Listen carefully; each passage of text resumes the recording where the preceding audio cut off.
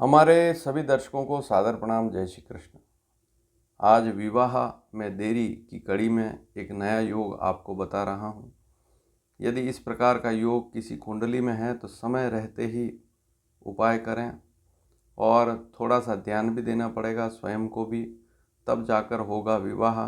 अन्यथा 40 वर्ष की आयु तक भी शादी नहीं हो पाएगी। और आज जो योग बता रहा हूँ, इस योग के प्रभाव से अगर विवाह हो भी गया तब भी वैवाहिक समस्या रहेगी, पति पत्नी में तनाव वाली स्थिति रहेगी। कल एक कमेंट भी आया था कि विवाह के अलावा भी कोई जानकारी हो तो दें। तो आज जो योग बता रहा हूँ, इस योग में एक बात और है कि यदि स्वास्थ्य पर ध्यान नहीं देंगे, वजन बढ़ रहा है या स्वास्थ्य संबंधित कोई समस्या है तो बीमारी भी बढ़ेगी, रोग बढ़ेंगे।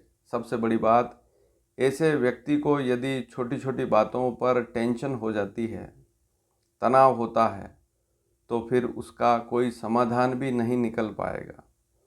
विवाह में बार बार अगर नखरे हैं किसी प्रकार के, या मिलान तो आ रहा है लेकिन विवाह के लिए व्यक्ति तैयार नहीं हो पा रहा, या और कोई अच्छा ऑप्शन मिल जाए, इस चक्कर में ऐसा ना हो कि देरी हो जाए, तो ज़्यादा सोचेंगे तो शादी में देरी होती चली जाएगी और 40 साल की उम्र भी हो सकती है। तो आज के इस योग को देखना बड़ा ज़रूरी है। और यदि कामकाज व्यवस्थित नहीं है तो किन दशाओं के कारण ऐसा होता है वह भी इस वीडियो में बताऊंगा कि कौन सी ऐसी स्थिति होती है जिसके कारण से कामकाज में भी समस्या आती है, मानसिक चिंता बढ़ती है। तो योग को पूरा ध्यान से देखिए, पूरा वीडियो ध्यान से देखेंगे तभी समझ पाएंगे। एक बात और है, उसे भी नोट कर लीजिए। यदि शादी हो गई और शादी के बाद पति पत्नी में तनाव बढ़ा, मान लीजिए लड़के की कुंडली में ऐसा योग है और लड़की से तनाव बढ़ गया, किसी कारण से पत्नी से तनाव बढ़ गया, तो कोर्ट कचहरी के मामले में लाभ भी नहीं मिल पाएगा। लंबे समय तक कोर्ट केस चलता रहेगा। यही लड़की के साथ भी है। यदि लड़की की कुंडली में भी ऐसा योग है, पति के साथ तनाव बढ़ गया तो फिर कोर्ट कचहरी गए तो तनाव वहाँ पर भी आपको मिलेगा, समस्याएं बढ़ती चली जाएगी। अब यह योग कैसे देखें, कैसे समझें? सबसे पहले तो यहाँ साधारण सी कुंडली देखें और समझें। भावों के नाम जो फिक्स हैं उनको याद कर लें, क्योंकि कुंडली में भावों के नाम लिखे हुए नहीं होते हैं, केवल खंड बने हुए होते हैं। तो उनके नाम इस कुंडली से आप समझ सकते हैं किस भाव को क्या कहते हैं। क्योंकि किसी भी भाव में कोई अंक लिखा हुआ है, उस अंक से उस भाव का नाम कभी नहीं होता है। तो ये भावों के नाम फिक्स हैं, इसको आप एक बार नोट कर लें, हमेशा के लिए काम आएगा। जो सप्तम भाव है तो सप्तम भाव ही रहेगा, जो लग्न है लग्न ही रहेगा, नवम भाव है तो नवम भाव ही रहेगा, उसमें कोई बदलाव नहीं हो पाएगा। अब हम योग की तरफ चलते हैं। आपके सामने एक कुंडली है, कर्क लग्न की कुंडली है। यहाँ पर ध्यान से देखें।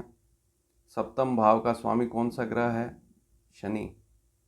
और शनि धनु राशि पर छठे भाव में, गुरु की राशि पर छठे भाव में बैठा हुआ है सूर्य के साथ। और ऐसी स्थिति में यदि शनि अस्त हो गया, पूरा योग ध्यान से देखिए, अभी बात पूरी नहीं हुई है। शनि छठे भाव में सूर्य के साथ बैठकर कर्क लग्न की कुंडली में यदि अस्त हो जाए, तो पहली स्थिति तो सप्तम भाव में यदि कोई ग्रह नहीं है और शनि अस्त है, तब भी समस्या ऐसी ही रहेगी, समस्या बढ़ जाएगी, पहली बात। दूसरी बात, लग्न को देखना भी बड़ा जरूरी है इसी कुंडली में। तो इस कुंडली में यह देखें कि लग्न का स्वामी कौन सा ग्रह हुआ? चंद्रमा। और चंद्रमा यदि इस कुंडली में सूर्य के साथ ही है, मान लीजिए अस्त हो गया, या राहु के साथ बैठ गया, या केतु के साथ बैठ गया, तब भी स्थिति गंभीर हो जाती है, तब स्थिति ज़्यादा गंभीर हो जाती है, क्योंकि लग्न का स्वामी भी पीड़ित है और सप्तम का स्वामी भी पीड़ित है। अब मान लीजिए आपकी उम्र 35 साल हो गई, फिर भी आप सोच रहे हैं, रिश्ते भी आ रहे हैं, लेकिन आप सोच रहे हैं कोई और अच्छा लड़का या लड़की मिल जाए। जैसे लड़की है तो सोच रही है कि और अच्छा लड़का मिल जाए, या लड़का है तो सोच रहा है और अच्छी लड़की मिल जाए। रिश्ते तो आ रहे हैं लेकिन आपकी तरफ से मना हो रही है, यह भी इस योग के कारण देखा गया है।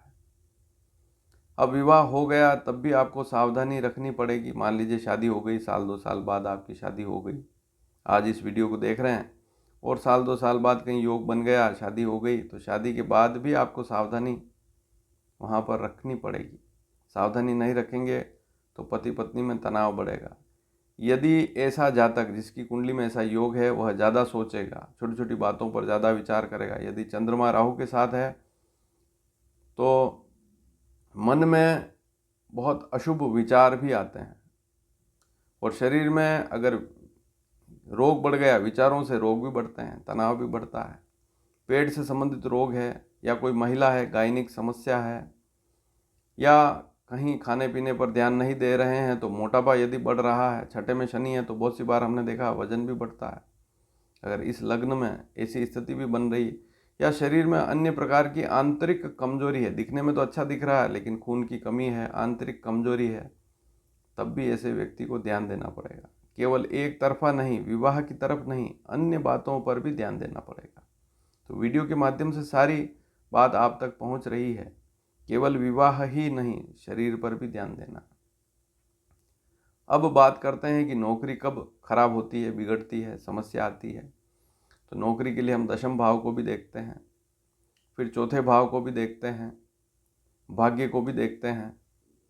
तो ये सारी स्थितियां भी अगर गड़बड़ है और यदि व्यक्ति को बुध ग्रह की दशा है, शुक्र की दशा है या शनि की दशा चल रही है या राहु की महादशा है, राहु के साथ चंद्रमा बैठा हुआ है, तो कामकाज में भी मन नहीं लगेगा। खुद का व्यापार करेंगे तो नुकसान वाली स्थिति रहेगी यदि ऐसी दशाएं हैं तो। हाँ, चंद्रमा की दशा है या मंगल की दशा है, गुरु की दशा है, तो फिर भी सुधार वाली स्थिति रहती है। तो यहाँ पर इस बात पर भी ध्यान देना पड़ेगा कि दशा क्या चल रही है। और दशा बुरी चल रही है और पति पत्नी में विवाह के बाद टकराव बढ़ गया तो फिर कोर्ट कचहरी गए तो वहाँ पर भी समाधान नहीं निकल पाएगा। तो इस बात को भी नोट जरूर करें, यह योग ठीक नहीं है। अब आप कहेंगे उपाय क्या करें?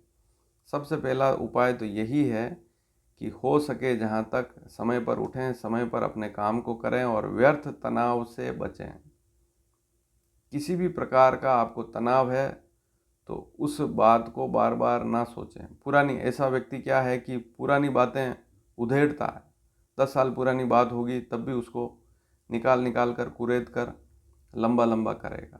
तो यहाँ पर थोड़ा सा ध्यान देना पड़ेगा, विशेषकर महिलाओं के लिए तो है ही, क्योंकि उनको पराये घर में जाना है। एक बार तो पराया घर ही होता है, ससुराल में जाते हैं, कहने का मतलब यह हुआ कि वह घर आपके लिए नया है और वहाँ पर अगर छोटी छोटी बातों को ज़्यादा सोचेंगे तो और समस्याएं बढ़ेगी। तो अपने मन को मस्त रखने की कोशिश करें। सबसे पहला उपाय तो यही है, इसमें कोई पैसा नहीं लगता है। छोटी छोटी बातों पर व्यर्थ की टेंशन ना लेवें।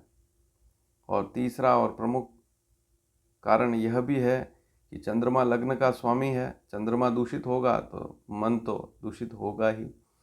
जब अमावस्या हो तो अमावस्या के दिन भोजन कम ग्रहण करें, फलाहार लेवें तो ज़्यादा अच्छी स्थिति रहती है।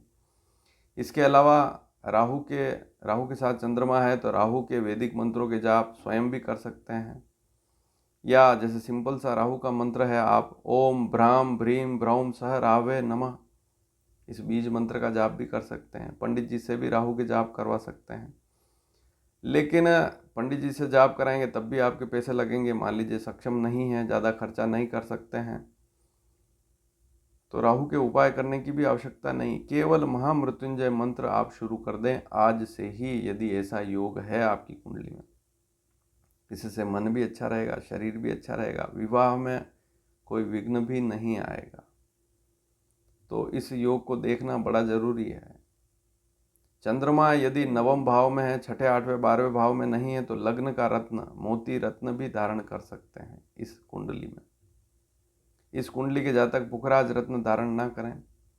हाँ, मंगल की स्थिति यदि ठीक है तो मूंगा जरूर धारण कर सकते हैं, तो मोती और मूंगा रत्न धारण कर सकते हैं। लेकिन रत्न धारण करना और उसमें पैसे खर्च करना, इससे बेहतर यही होगा घर पर समय पर उठें और समय पर महामृत्युंजय मंत्र का जाप करें। सिंपल सा ओम नमः शिवाय मंत्र का जाप भी करेंगे तब भी लाभ मिलेगा। और किसी भी बात को लंबा लंबा ना खींचें। अगर ऐसी आदत है तो उसमें सुधार लाएं हैं।